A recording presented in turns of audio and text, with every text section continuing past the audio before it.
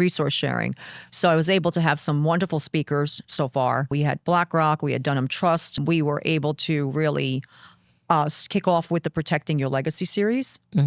And I specifically called it Legacy because in the 30 years I've been in this industry, I have yet to hear a woman's wealth referred to as her legacy. I think women need to take a step forward in overseeing their investments. When we had that investment think tank discussion with Patricia and she discussed WCEO, the Women's CEO ETF, one of the things that was brought up is, why aren't there more women coming to these investment think tank meetings?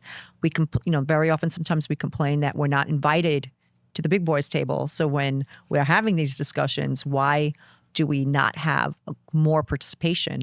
And one of the members made a point of saying she feels that it's perhaps because for the married members, a lot of their husbands are probably handling the investments, which I think is fine, but I think we need to make a point of being part of those discussions and part of the conversations and really start to stick our neck out a little bit and understand investments more, take control of our retirement more. There's so many resources out there.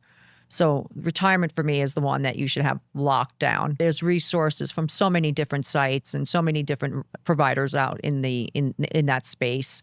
So I think I agree with you when you said about the ostrich kind of like burying your head in the sand.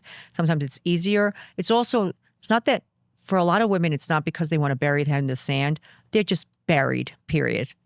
Their plates are so full that unfortunately that's something that falls off the plate. And I think it's really important that we make it a priority and we try to, like I said, tap into resources.